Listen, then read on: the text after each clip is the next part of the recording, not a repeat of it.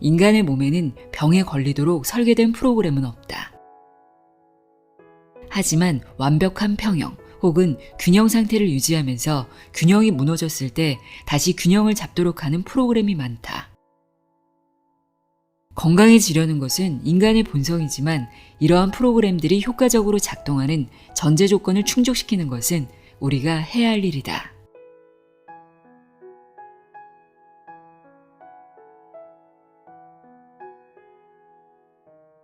안녕하세요. 나의 소리책 갈피 소리내어 읽다입니다. 오늘은 건강한 삶을 살아가는 데 도움이 되어줄 지침서와 같은 책입니다. 900페이지가 넘는 방대한 분량의 벽돌책인데요. 늘 곁에 두고 틈틈이 꺼내어 읽으면 건강에 대한 지혜를 얻을 수 있는 그런 책이 아닐까 싶습니다. 안드레아스 모리치의 건강과 치유의 비밀입니다. 이 책을 예전부터 소개하고 싶었는데요. 분량이 꽤 되고 좋은 내용들도 너무 많아서 언젠가 다뤄야지 하며 미루다 이제야 소개하게 됐습니다. 안드레아스 모리치는 햇빛의 선물과 치매에서의 자유라는 책으로 소개한 적이 있는데요. 베스트셀러 작가이자 아유르베다 의학과 대체의학 전문가입니다. 건강과 치유의 비밀은 저자가 건강하게 살기 위한 지식과 지혜를 집대성한 책인데요. 다양한 연구자료와 오랜 임상 경험을 통해 질병의 근본 원인을 제거하고 나이에 상관없이 지속적이고 활기찬 건강을 달성하는 방법을 설득력 있게 제시하고 있습니다. 이 책을 관통하는 기본 주제는 건강을 찾는 일이 생각보다 어렵지 않다는 겁니다. 저자는 몸이 가장 자연스러운 상태, 즉 최적의 균형을 이루는 조건이 충족되면 치유는 저절로 일어난다고 말하는데요. 저자가 책마다 강조하는 말이기도 합니다. 15개 장으로 구성되어 있고 952쪽의 방대한 분량인 이 책은 생활 방식, 식습관, 영양, 운동, 일상생활, 햇빛 노출 등 건강에 관한 가장 실질적인 주제들을 다루고 있는데요. 그중 일부는 인도의 전통의학인 아유르베다 의학에서 파생된 것입니다. 이 책에는 가장 강력하면서도 오랫동안 검증된 자기 치유 방법 외에도 스트레스에서부터 잇몸 질환, 심장병, 암에 이르기까지 흔한 질병들의 원인과 해결책을 구체적으로 제시하고 있습니다. 치유법으로 오일 풀링이라든지 잇몸을 튼튼하게 관리하는 법, 물 마시는 법 등 우리가 바로 실천할 수 있는 간단한 방법들도 소개되어 있습니다. 오늘은 책의 서문인 나이보다 젊게 사는 법과 최상의 건강을 유지하는 간단한 방법 등을 읽어드리도록 하겠습니다. 내 몸을 건강하게 돌보고 관리하는 구체적인 방법과 지혜가 필요하다면 지금부터 귀 기울여 들어보세요. 안드레아스 모리치의 건강과 치유의 비밀입니다.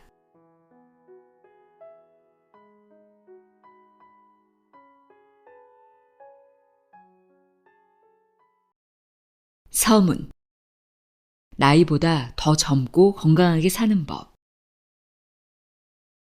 몸이 병들거나 정상적인 기능을 제대로 수행하지 못하는 상태가 되면 당신은 몸이 이전처럼 건강과 활력을 되찾아야만 해결할 수 있는 불편함이나 두려움 혹은 우울증을 경험할 수 있다. 자기 자신과 주변 환경에서 진정으로 편안함을 느끼려면 자신이 경험하는 모든 종류의 불편함, 즉 질병을 치유할 수 있어야 한다. 당신에게는 분명 스스로를 치유하는 능력이 있다. 건강 상태라는 것은 당신이 자신과 주변 세상을 어떻게 느끼고 있는지를 비춰주는 거울과 같은 것일 뿐이다. 따라서 당신 삶의 만족도에 대한 책임은 자연히 당신에게 있다. 활기찬 건강을 유지한다는 것은 그저 기분이 한번 좋아지는 것이 아니다. 당신은 아마도 당신의 인생에서 처음으로 가장 완벽한 상태가 될 것이다. 이 책은 당신의 내면에 잠들어 있는 엄청난 치유의 힘을 촉발시키고 모든 단계에서 몸과 마음 그리고 정신의 균형을 되찾아 줄 것이다.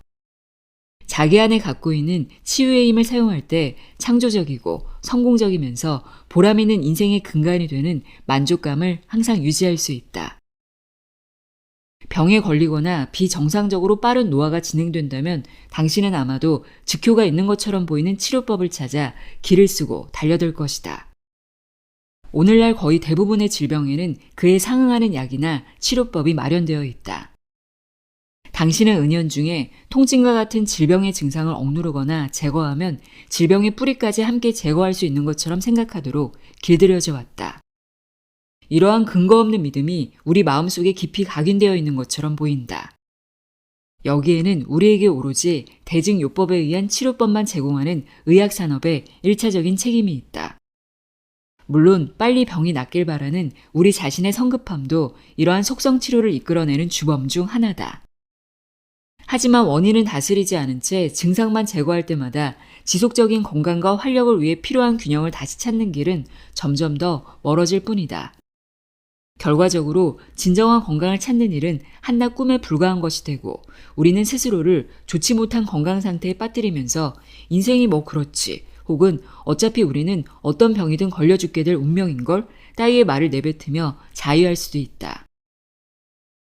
건강을 다시 찾는다는 것은 곧바로 효과를 나타내는 마법의 특효약 따위를 말하는 것이 아니라 당신의 창의력, 직업, 타인과의 관계, 감정, 행복과 같은 당신의 인생에 영향을 미치는 모든 부분을 재건하는 과정을 의미한다.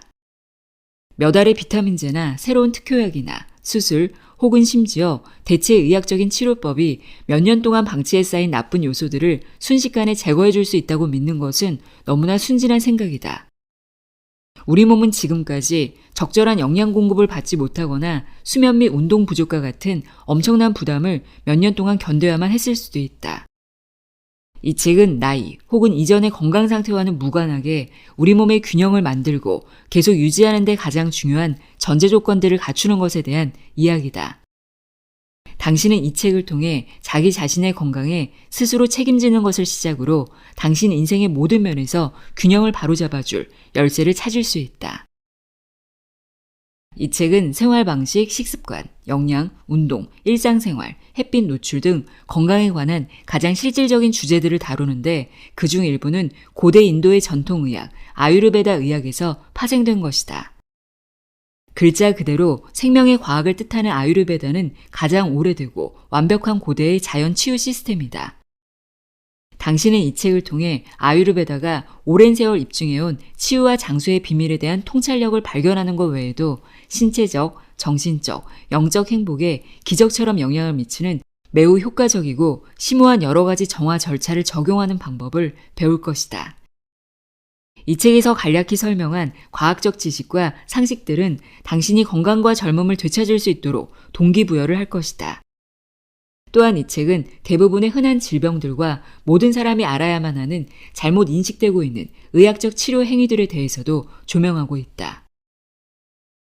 우리는 질병과 노화의 발생을 당연한 것으로 여기는 사고방식에서 영원한 젊음과 활력을 기대하는 것으로 우리의 사고방식을 전환해야 한다. 예전에는 몸에 병이 생겼다고 느낄 때만 의사를 찾았다. 그러나 현대를 사는 당신은 태어나기 전부터 주기적으로 몸 상태를 검사받으려고 병원을 찾기 시작해 남은 인생 전체를 의사의 도움을 받으며 살아갈 것이다.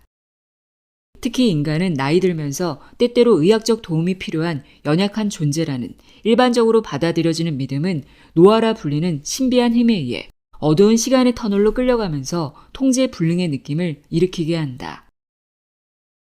몸이 좀처럼 회복되지 않거나 말을 듣지 않는다고 느끼는 것은 육체적 혹은 정신적 질병의 가장 일반적인 원인 중 하나인데 사람들은 이를 스트레스라고 부른다. 스스로가 약해졌거나 안전하지 못하다는 생각은 두려움을 낳고 이 두려움은 다시 우리 몸에서 심각한 생화학적 변화를 일으킨다. 이러한 변화는 건강의 악화와 노화라는 신체적 현실로 나타난다. 정신과 육체는 밀접하게 연결되어 있기 때문에 당신의 모든 생각과 느낌은 정도의 차이만 있을 뿐 당신이 실제로 경험하게 되는 건강과 삶의 만족도에 영향을 미친다. 한바탕 우울한 감정에 휩싸이면 당신의 면역체계가 무력해지기도 하고 반대로 사랑의 감정에 빠지는 순간 면역체계가 다시 힘을 낼 수도 있다. 당신이 만약 노화를 피할 수 없는 자연스러운 현상으로 확신한다면 그것은 당신이 스스로를 위해 만들어낸 진짜 현실이 될 것이다. 마찬가지로 당신은 몸을 파괴하는 같은 힘에 의지하여 그 힘이 치유와 젊음을 회복하는 데 쓰이도록 할 수도 있다. 당신은 나이 들어가고 병에 걸리기 쉬워지는 것이 생명의 본성에 대한 무지를 투영하는 데 지나지 않음을 스스로 증명할 수 있을 것이다. 질병과 노화는 우리 몸의 유전적 설계도가 갖고 있는 계획의 일부분이 아니다. 심지어 미리 정해진 다양한 수명에 따라 우리 몸속 세포의 생명을 끊는 일을 담당하는 세포사멸 유도 유전자도 우리가 생명을 유지할 수 있도록 도와주는 것이다. 이 유전자가 없다면 우리는 몇 주 안에 암으로 인한 죽음을 맞이할 것이다. 이와 같은 관점에서 볼 때 통제된 파괴는 생명의 선물이고 암세포의 경우가 그렇듯 세심한 관리가 없는 상태의 성장은 죽음의 전주곡이 될 수 있다. 유전자에 대한 새로운 연구에서는 우리가 원하는 만큼 오래 살 수도 있다고 말한다. 우리 몸의 정상적인 원래 설계도에는 스스로 노화나 질병의 원인이 되도록 하는 것임을 나타내는 어떠한 표시도 없다. 하지만 노화와 질병이 두려움과 부정적인 마음가짐, 감정, 그리고 체내의 독성 노폐물들이 과도하게 축적되어 나타나는 복합적인 효과에서 비롯된다는 것을 보여주는 증거들은 수도 없이 많다. 인생을 변화시키려면 우리는 삶의 진정한 본질적인 문제와 심오한 행복감을 창조하기 위해 우리의 방대한 에너지, 창조력, 지능의 잠재력을 사용할 필요가 있다. 우리의 끝없는 잠재력을 풀어줄 열쇠 중 하나는 몸 그 자체다. 신체는 끊임없이 세포 교체를 하는데 그 자체만으로도 인간이 창조한 그 어떤 것과도 비교할 수 없을 정도로 매우 신비롭고 엄청나게 복잡한 과정이다. 개개인의 유전자를 구성하고 몸 안의 세포들을 채우고 있는 다양한 형태의 단백질은 2에서 10일마다 교체가 이루어진다. 방사성 동위원소를 이용한 연구에 의하면 지금 당신의 몸을 이루는 원자의 98%가 1년 후에는 그 자리에 있지 않을 것이라고 한다. 이러한 교체 과정은 혈액, 근육, 장기, 지방, 뼈, 신경, 그리고 최근에 확인된 것처럼 뇌를 포함한 우리 몸 곳곳에 영향을 미친다. 모든 세포가 끊임없이 교체됨으로써 당신은 새로운 몸을 가질 수 있고 결과적으로 최소한 몇 년에 한 번꼴로 새로운 생명을 부여받게 되는 것이다.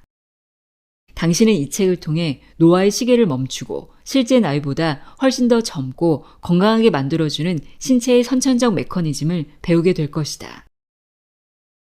인간의 본성을 이해하고 낡고 오래된 관점에 바탕을 둔 몸과 정신의 분리는 실제로 존재한 적이 없다. 그럼에도 불구하고 인간 존재의 참된 진실에 대한 이 같은 잘못된 관념은 인간이 본질적으로 육체적 존재인 것처럼 믿게 만든다. 그리고 우리 모두 어느 정도는 그와 같은 생각에 동의한다. 인간의 건강을 탐구하는 오늘날의 의학 연구와 임상의학에서는 기분과 감정, 그리고 정신의 역할을 대부분 무시하기 때문에 우리의 안녕을 돌보는 일을 담당하는 그들이 우리가 합리적으로 만족하는 건강 상태를 보장할 가능성은 거의 없다. 이 책을 읽다 보면 명확해지겠지만 오로지 증상에만 치우친 의학적 접근법은 지구상에서 질병을 근절하는 것이 아니라 오히려 질병을 치유할 가능성을 완전히 없애버렸다. 아니 더 정확히 말하자면 만성질환의 발병과 그로 인한 죽음의 다른 어떤 요인들보다 큰 원인이 되었다. 우리는 몸과 정신의 불가분성에 대해 이제 겨우 눈뜨기 시작했다. 심신의학의 획기적인 발견은 수많은 사람들이 건강을 되찾을 수 있도록 도와주었다. 현대의 과학적 연구 결과들은 정신과 몸이 절대로 분리되었거나 독립된 실체로 존재하지 않는다는 것을 보여준다. 우리의 정신이 글씨를 쓰라는 명령을 내리지 않으면 손은 절대로 글씨를 쓸 수 없다. 당신의 정신이 정해진 순서에 따라 분명한 지시를 내리지 않는다면 지금 이 글을 읽기 위해 눈동자를 움직이지도 못할 것이다. 정신 역시 몸에 대한 올바른 인식과 생명을 유지하려는 의지를 갖고 있어야 한다. 예를 들어 거식증에 걸린 사람을 생각해보자.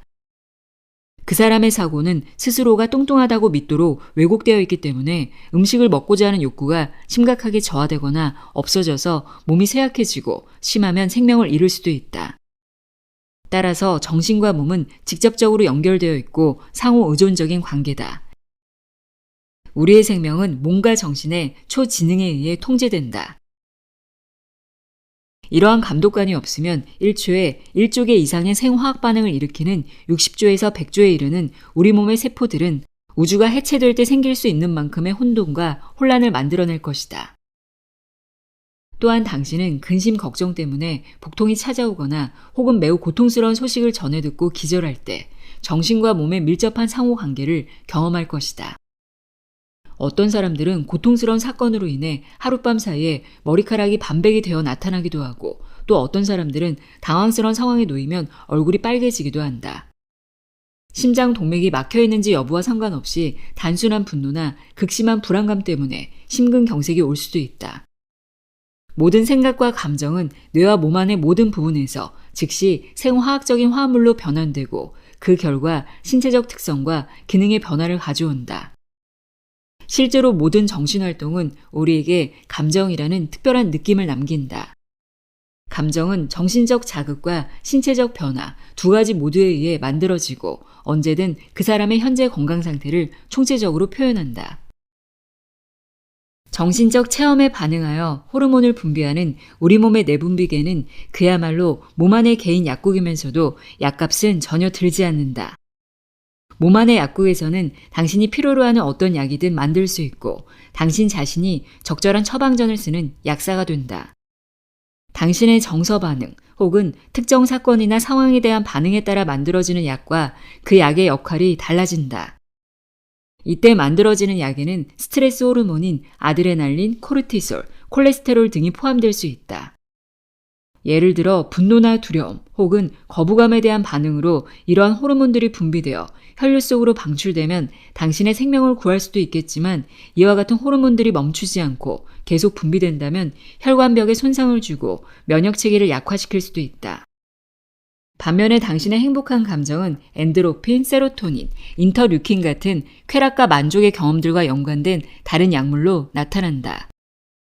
이런 종류의 화학 물질들을 충분히 생산할 수 있다면 노화를 늦추거나 멈추게 하는 것도 불가능한 일은 아닐 것이다. 아주 세심하게 통제된 연구들은 당신의 삶에 대한 스스로의 해석이 빠르고 긍정적인 변화를 겪었을 때 열흘 만에 생물학적 연령을 10년에서 15년 정도 낮출 수 있음을 보여주었다. 이와 반대로 당신이 아무 희망이 없거나 우울하다는 감정에 휩싸이면 단 하루만 해도 20년 이상 늙어버릴 수 있다. 긍정적인 방향이든 부정적인 방향이든 호르몬의 효과는 매우 강력하다. 하지만 그러한 호르몬보다 더 강력한 것은 그것들이 분비되는 계기를 만들어주는 우리의 생각과 의도다. 기본적인 자연 법칙에 의하면 에너지는 사고의 지배를 받는다. 만약 질병이 당신의 주된 관심사이거나 인생의 평가 기준이라면 질병은 그러한 부정적 에너지를 갈구하는 존재이기 때문에 당신은 거기에서 헤어나올 수 없다. 서구 문명사회에서 생기는 모든 질병의 90% 이상은 만성질환이고, 최소한 현대의학의 범주 안에서는 이러한 질병을 다스릴 수 있는 효과적인 치료법이 존재하지 않는다. 현대 의료체계가 만성질환들을 효과적으로 대처하는데 어려움을 겪는 것은 건강을 되찾기 위해선 질병의 증상을 없애야 한다고 생각하는 집단적인 확신의 근본 원인이 있다. 대신에 우리가 우리의 관심을 건강을 유지하는 데 책임 있는 메커니즘들을 복원시키고 그 전제 조건들을 충족시키는 데 집중한다면 건강은 아주 자연스럽게 돌아올 것이다. 우리가 관심을 가져야 할 것은 질병이 아니라 사랑과 보살핌, 양질의 영양 공급, 그리고 다시 온전해졌다는 느낌을 바라는 환자 자신이다.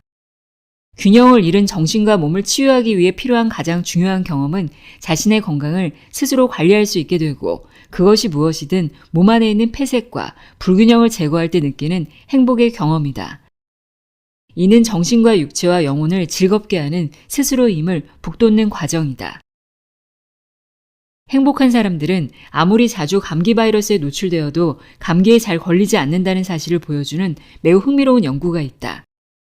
사랑에 빠진 사람들도 질병에 대한 내성이 강하다. 긍정적인 건강 상태를 만드는 것은 매우 행복한 감정을 느끼도록 만드는 사건이 될 수도 있다. 감기나 질병으로 고생하다가 몸이 낫는 듯한 느낌을 받는 사람에게는 행복이 저절로 돌아온다. 행복과 건강은 우리가 아주 좋아하는 것이지만 질병은 그렇지 않다. 건강하지 못한 사람이 행복해지기 어려운 것과 마찬가지로 행복하지 않은 사람들은 절대로 진정한 건강을 가질 수 없다. 질병이나 인생의 부정적인 것들에 집중하는 사람은 여전히 해결되지 못한 문제, 그리고 반복적인 분노와 갈등에 사로잡히고 만다.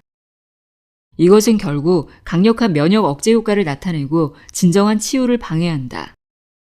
질병의 파괴적인 특성에 집중하는 것은 진정한 치유 반응을 가져오는 영감의 원천이 될 수 없고 건강을 증진시키지도 못한다. 실제로 질병의 증상이나 그것을 진단하는 일에 집착해서 얻을 수 있는 것은 별로 없다. 그에 반해 건강에 집중하면 거의 모든 것을 얻을 수 있다. 인간의 몸에는 병에 걸리도록 설계된 프로그램은 없지만 완벽한 평형 혹은 균형 상태를 유지하면서 균형이 무너졌을 때 다시 균형을 잡도록 하는 프로그램이 많다. 건강해지려는 것은 인간의 본성이지만 이러한 프로그램들이 효과적으로 작동하는 전제 조건을 충족시키는 것은 우리가 해야 할 일이다. 거듭 말하지만 행복이 없으면 치유도 없다. 심장 질환에 관한 주요 연구 결과들에 따르면 행복하지 않거나 직업에 대한 만족도가 떨어지는 것이 심근경색을 유발하는 요인 중 가장 위험도가 높은 것들이라고 한다. 그런 것들은 동물성 지방이나 알코올, 심지어 흡연보다도 건강에 훨씬 더 위험하다. 삶의 주된 목적은 행복을 증진시키는 것이다. 물 마시기. 가장 위대한 치료법. 탈수증은 현대사회에 만연한 가장 흔하지만 대부분 인식하지 않는 문제다. 술, 커피, 차, 청량음료는 특히 젊은 세대들 사이에서 갈증을 해소하는 주된 선택이 되었다. 그러나 이러한 음료의 주된 효과는 혈액, 세포, 장기에서 가장 중요하고 귀중한 자원인 물을 제거하는 것이다. 신선한 물을 충분히 마시는 것은 질병을 피하고 노화 과정을 늦추는데 필수적인 전제 조건이다. 현재 건강하고 그 건강을 유지하고 싶은 사람은 매일 8컵의 신선한 물을 마실 필요가 있다. 이렇게 하면 효율적인 소화, 신진대사, 노폐물 제거를 위해 체내 60조에서 100조 개의 세포가 매일 필요로 하는 수분을 공급받을 수 있다. 아이들은 얼마나 신체적으로 활동적인가에 따라 하루에 4컵에서 6컵의 물을 마실 필요가 있다. 추천. 밤에 가뭄을 끝내고 배설기관에 쌓인 노폐물을 제거하기 위해 따뜻한 물 1컵을 마시는 것으로 하루를 시작하라. 따뜻한 물 1컵에 레몬과 꿀을 첨가할 수 있다. 매 식사 30분 전에 물 1컵을 마신다. 이렇게 하면 혈액이 맑게 유지되어 흡수한 영양분을 세포에 분배할 수 있다. 또한 이 물은 소화액의 분비를 증가시키고 담즙이 너무 끈적거리게 되는 것을 막는 데 도움을 준다. 하지만 식사와 함께 물이나 다른 음료를 마시면 소화액을 희석시켜 소화 과정을 저해하므로 피해야 한다. 식사한 후 혈액은 세포에 영양분을 공급하기 위해 상당한 양의 물을 사용하기 때문에 수분 부족이 아주 빨리 일어난다. 매 식사 후 약 2시간 반 후에 물을 1컵 더 마심으로써 혈액의 수분 요구량을 충족시킨다. 이런 간단한 지침은 오늘날 현대사회에서 유행하는 가장 심각한 주요 질병의 예방에 도움이 된다. 적절한 시기에 충분한 양의 물을 마시는 것은 모든 질병 치료의 일부가 될 수 있고 또 그래야 한다. 건강을 위해 스스로 운동하라. 신체 운동의 목적은 우리가 노화 과정에 저항할 수 있고 멋진 몸매를 가지거나 심장마비를 예방할 수 있음을 우리 자신에게 증명하기 위한 것만이 아니다. 운동은 또한 음식을 소화시키는 우리의 능력을 향상시키고 신체적 정서적 불순물을 제거한다. 게다가 운동은 스트레스 상황에 대처하는 능력뿐만 아니라 단단함과 유연함도 키워준다. 특히 기관과 근육의 결합 조직에서 유독하고 유해한 물질을 배출하는 림프계는 신체 모든 부분의 일상적인 움직임에 따라 달라진다. 순환의 원동력인 심장을 가지고 있는 혈액과 달리 림프액은 몸 주위를 순환시키는 직접적인 펌프 장치를 가지고 있지 않다. 림프계는 호흡 메커니즘과 우리가 그것을 얼마나 잘 사용하는가에 크게 의존한다. 폐의 호흡작용을 담당하는 횡격막이 복부로 확장되면 장내 림프관에 큰 압력을 가하여 그 내용물을 짜낸다. 이것은 림프액이 가슴관과 같은 림프관을 통과하여 흐르도록 강제한다. 따라서 들숨과 날숨이 림프계의 간접 펌프 역할을 한다. 그러나 운동은 림프 기능을 크게 향상시켜 수많은 질병을 예방할 수 있다. 신체 운동은 적당히만 하면 훌륭한 면역 자극제이며 모든 연령층의 신경 근육 통합을 향상시킨다. 운동의 자신감과 자존감을 높이는 효과의 일부는 산소가 세포로 공급되는 것을 개선하고 그 결과 몸과 정신의 모든 부분에서 만족도가 높아진다. 특히 창조성을 요구하는 도전이 따르는 운동은 삶에서 행복을 늘리는 좋은 수단이다. 운동에 대한 전통적인 접근법은 당신을 지치고 피곤하게 만들어 인내심의 한계에 이르도록 하는 것이 좋은 운동이라는 믿음을 촉진시킨다. 그러나 이는 사실이 아니다. 몸을 지치게 하는 운동은 몸이 충분한 수행을 하지 않는 것에 대한 일종의 벌로 인식되는 간접적인 폭력 행위다. 힘든 운동 프로그램을 통해 고군분투할 때 사람들의 얼굴에 나타나는 고통은 신체가 과민증에 시달리고 있음을 보여준다. 이런 종류의 운동은 그 목적을 망친다. 건강한 운동을 위한 기본 지침. 그것이 당신에게 어떤 의미든 간에 자기 능력의 50% 이상에서 운동하지 않는 것이 가장 좋다. 운동하는 목적은 자신의 능력을 타인에게 증명하기 위한 것이 아니라 운동을 통해 개인의 이익과 만족을 이끌어내기 위한 것이다. 피곤하기 전에 30분 동안 뛸 수 있다면 15분 동안만 뛰라. 운동 중에 피곤해지면 그 목적을 망친다. 기분이 상쾌하고 활력을 되찾고 그 후에 힘이 넘친다는 것은 운동이 성공적이었음을 의미한다. 때가 되면 운동 능력은 저절로 높아질 것이다. 입으로 숨을 쉴 필요가 있다고 느낄 때 운동을 멈춰라. 코가 아닌 입으로 호흡을 하면 운동 능력의 50% 문턱을 넘어서게 된다. 이는 당신의 몸이 아드레날린을 내뿜는 모드로 바뀌었다는 신호인데 당신의 기본적인 에너지 비축량을 소모하고 세포의 산소를 고갈시킨다. 심장이 심하게 두근거리거나 땀을 많이 흘리기 시작하거나 몸이 떨릴 때 당신은 한계에 도달한 것이다. 그때는 짧은 시간 동안 걸으며 정상적인 호흡으로 마무리하는 것이 좋다. 기본적인 규칙은 항상 입을 통해서가 아니라 코를 통해 숨을 쉬는 것이다. 하루에 한 번 땀이 날 정도로 운동해라. 계단 오르기, 식료품 나르기, 어린아이 들어 올리기, 집 청소하기, 말 타기, 호수 수영하기, 하이킹이나 자전거 타기 또는 다른 자연적인 활동 등을 하기 위해서는 건강한 근육이 필요하다.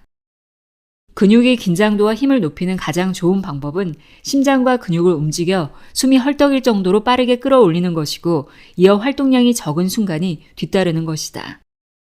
1, 2분 간격으로 하는 것이 이상적이다. 하루에 10분에서 20분간 이렇게 하는 운동은 몇 시간 동안 격렬한 운동을 하는 것보다 더 많은 이점이 있다. 게다가 근긴장도, 폐활량, 그리고 심장 건강을 향상시킨다. 숨을 헐떡일 정도의 운동을 하는 동안 몸은 근육에 있는 복합당을 다 써버린다. 체중 감량을 원하는 사람들에게 이 방법은 몸이 쉬는 동안 지방 축적물을 분해하여 잃어버린 당분을 보충하려 하기 때문에 운동 후에 체중 감량을 하게 된다. 반면에 격렬한 지구력 운동 프로그램으로 달성한 체중 감량은 신체가 에너지를 소모하는 다음 운동을 준비하기 위해 잃어버린 지방 축적물을 재빨리 보충하려 하기 때문에 상황이 역전되는 경향이 있다. 신체는 격렬한 운동을 위협으로 인식한다. 운동은 낮에 하는 것이 좋다. 가장 좋은 운동 능력은 오전 6시에서 10시와 오후 5시에서 6시다. 운동의 이점은 햇빛 아래에서 할 때 극적으로 증가한다. 아유르베다 의학에서는 해가 진 후에 운동하는 것을 반대한다. 따라서 저녁에는 몸이 느려지도록 하면서 편안하고 원기가 회복되는 수면을 준비한다. 식사 직전이나 식사 후에는 절대 운동하지 마라. 소화 불량을 유발하기 때문이다. 하지만 식사 후 15분 동안 걷는 것은 좋은 소화제 역할을 한다. 혈액이 탁해지고 세포가 탈수되는 것을 막기 위해 항상 운동 전후에 물을 마셔라. 1일 5일 요법 5일 풀링 5일 요법은 간단하지만 놀라울 정도로 효과적인 혈액 정화 방법이다. 5일 요법은 혈액질환, 폐와 간질환, 치아와 잇몸 질환, 두통, 피부병, 위궤양, 장질환, 식욕부진, 심장과 신장질환, 뇌염, 신경질환, 기억력 감퇴, 여성장애, 부어오른 얼굴, 눈밑 지방 등 수많은 장애에 도움이 된다. 이 요법은 단순히 입안에서 오이를 머금는 것으로 구성되어 있다. 이 요법을 하기 위해서는 저온 압착으로 추출한 정제되지 않은 해바라기유, 참기름 또는 올리브 오일이 필요하다. 아침에 일어났을 때 혹은 아침 식사 전에 1에서 2테이블스푼의 기름을 입에 넣되 삼키지 않는다. 입안에 있는 기름을 혀로 천천히 휘저으며 씹은 후 치아를 통해 3분에서 4분 정도 끌어낸다. 이것은 오일과 침을 완벽히 섞고 배출된 효소를 활성화한다. 효소는 혈액에서 독소를 뽑아낸다. 이 때문에 3분에서 4분 이내에는 기름을 뱉지 않는 것이 중요하다. 방출된 독소 중 어떤 것도 재흡수되지 말아야 한다. 당신은 그 기름이 독소와 수십억 개의 유해 박테리아로 포화되면서 우윳빛의 흰색이나 노란색을 띠는 것을 발견할 것이다.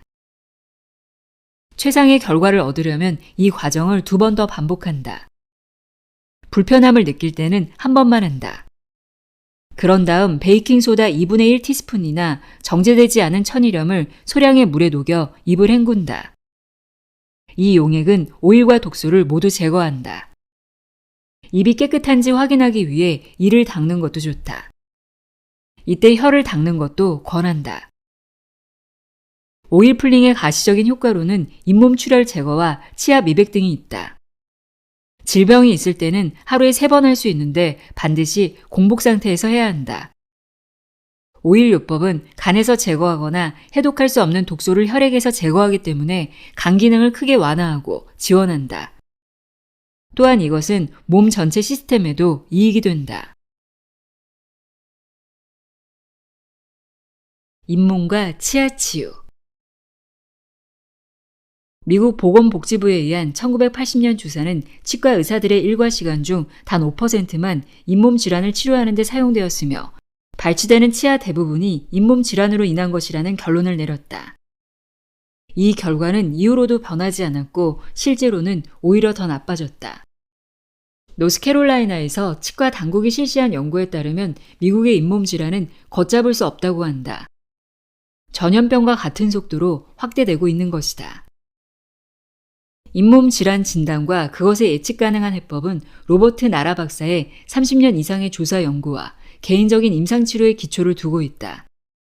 나라 박사는 주사바늘, 칼, 약물, 드릴, 발치, 그리고 가짜 치아로 질병의 결과물을 치료하는 것보다 사람들이 치아와 잇몸 질환을 피하도록 하는데 전념하는 세계 유일의 단체인 오라메딕스 인터내셔널의 설립자다. 나라 박사의 해결책은 간단하고 효과적이며 매우 설득력이 있다. 그는 미국 선조들이 음식을 보존하고 박테리아를 죽이기 위해 식품 저장용 소금물인 브라인을 사용했다고 말한다. 염수의 세균 제거 작용도 잇몸의 간염을 막는 데 이용될 수 있다. 수백만 명이 구강 종기, 잇몸 염증 등을 치료하기 위해 따뜻한 소금물로 입안을 헹구는 방법을 사용해왔다. 따뜻한 소금물은 잇몸 조직에서 과도한 유독성 액체를 끌어내는 데 도움을 주어 붓기를 줄이고 모든 통증을 없애며 유해한 박테리아를 죽인다. 이는 잇몸을 치유하고 치아를 건강하게 유지시켜준다. 구강 세정기에 사용하면 따뜻한 소금물이 모든 잇몸 선 틈새와 치주 주머니에 도달하는데 이는 잇몸 질환과 충치 치료에 중요하다. 나라 박사는 양치질과 치질이 잇몸 질환을 멈추기에는 충분하지 않다고 말한다. 그래서 치과 의사의 표준적인 조언을 따랐던 많은 사람들이 여전히 잇몸 질환을 앓고 있다. 사람들은 플라크 때문에 잇몸 질환이 생긴다고 믿고 있다. 보스턴 소재 포사이스 치과센터의 소크란스키와 미시간 대학교의 로셰에 의한 연구는 플라크 이론이 유효하지 않다는 것을 증명해 보인다. 잇몸 질환에 최대 5가지 유형의 유해 박테리아가 존재한다는 사실은 플라크와 치석이 1차적인 인과관계가 아니라 결과물이라는 것을 보여준다. 건강한 잇몸은 gram 양성균과 구균 같은 좋은 박테리아만 끌어들인다. 아픈 잇몸은 gram 음성균, 주로 박테로이드와 푸소박테리아를 끌어당긴다. 하루에 몇 번씩 소금물로 입안을 헹구거나 세정하는 것으로도 잇몸 질환을 예방하고 치료하기에 충분하다. 그러나 많이 진행된 잇몸 질환의 경우 나라 박사는 수세기 동안 토착 문화에서 구강 린스로 사용되어 온 허브 추출물인 혈근초를 사용하기를 권한다. 혈근초는 뿌리가 붉은 양귀비과의 식물이다. 잇몸 질환은 특히 입에서 시작해 항문에서 끝나는 소화관에 많은 양의 독소가 있음을 나타낸다. 앞에서 제시한 방법대로 입안을 헹구는 것 외에 좋지 않은 식습관, 탈수, 불규칙한 생활 방식, 폐색된 간과 장내, 정서적 스트레스 등의 근본적인 원인을 해결하는 것도 중요하다. 몸에 귀를 기울여라. 그러면 건강을 유지할 것이다. 당신의 몸은 스위치를 켠 무선 수신기처럼 외부 세계로부터 방대한 양의 데이터와 정보를 지속적으로 받는다. 지구, 별, 태양, 그리고 모든 생명체가 끊임없이 정보를 방출하며 당신의 몸은 균형 잡힌 기능과 환경의 조화로운 관계를 위해 이것을 등록하고 처리한다. 모든 것이 빛, 따뜻함, 공기, 지구 전기장, 전자기파, 자기장, 방사선과 같은 형태의 에너지를 방사한다. 당신의 몸은 이처럼 눈에 보이거나 보이지 않는 모든 영향에 반응하여 구체적인 메시지를 만들어내는데 이 메시지들은 당신에게 무엇을 해야 하는지 알려주고 느끼도록 해준다. 수면, 배고픔, 갈증, 그리고 당신의 몸에서 일어나는 다른 자연스러운 충동이나 사건들은 당신의 수신기가 켜져 있고 자연계와 조응하고 있다는 것을 보여준다. 우리는 끊임없이 우리가 받는 메시지에 귀를 기울이고 행동해야 한다는 도전을 받는다. 우리가 태양과 달의 순환 같은 외부의 힘과 조화를 이루지 못할 때 우리는 균형을 잃고 병에 걸릴 것이다. 이는 우리가 더 많은 자기 책임을 가져야 한다는 것을 의미하는데 여기에는 자기 인정과 자기에 대한 헌신이 필요하다. 이런 것들은 질병으로부터 우리를 강화시키는데 도움이 되는 자질이다. 대부분의 심각한 질병은 스스로를 가치 없다고 느끼는 자신의 이미지나 감정에서 비롯된다. 모든 부정적인 것들과 마찬가지로 질병의 배후에는 긍정적인 이유가 있다. 즉 우리를 치유하고 신체적으로 뿐만 아니라 정신적, 영적으로 다시 온전한 사람으로 만드는 것이다.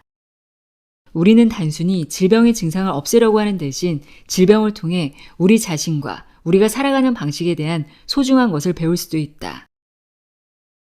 불규칙한 수면 습관이나 정크푸드를 많이 먹는 것, 그리고 이러한 생활 방식과 행동의 이면에 숨겨진 이유가 질병과 관련 있다는 것을 인정하기보다는 당신이 걸리는 감기의 원인으로 바이러스를 비난하는 것이 훨씬 더 편리하다. 반복하자면 모든 부정적인 것은 그 안에 긍정적인 것이 똑같이 숨겨져 있다. 당신이 스스로 만들어낸 상황을 생각하면 당신을 병들게 하는 것은 뜻밖의 불운이나 형벌의 형태가 아니다. 모든 형태의 건강은 당신 자신, 당신의 몸, 당신의 과거 행동, 그리고 당신이 지금 당장 당신의 삶을 살기 위해 선택한 방식에 대해 더 많이 배울 수 있는 기회로 작용한다. 질병을 성가신 존재가 아니라 자신의 삶에서 앞으로 나아가게 하는 도전으로 본다면 그것이 당신을 높은 의식 상태로 이끌 수 있다. 육체의 원활하고 수월한 기능을 위해서는 자연이 마련한 규칙을 따르는 열린 자세와 마음이 필요하다. 모든 것이 타당하고 고려할 가치를 지니려면 과학적으로 설명되어야 한다고 주장하는 것은 비현실적일 뿐더러 자신감과 판단력의 부족을 보여준다. 과학적 증거를 기다리는 것은 자신의 직관과 자연 본능을 믿지 못하는 변명일 뿐이다. 우리가 자연으로부터 받는 메시지는 직접적이고 지적인 해석이 필요하지 않다. 사실 모든 것을 이해하고 그것을 지적으로 알려고 하는 것은 내면의 지혜를 들을 수 있는 자연스러운 능력으로부터 당신을 멀어지게 한다. 건강하고 행복한 삶을 사는 방법에 대한 지혜는 모든 사람의 신체와 정신, 영혼에 내재되어 있다.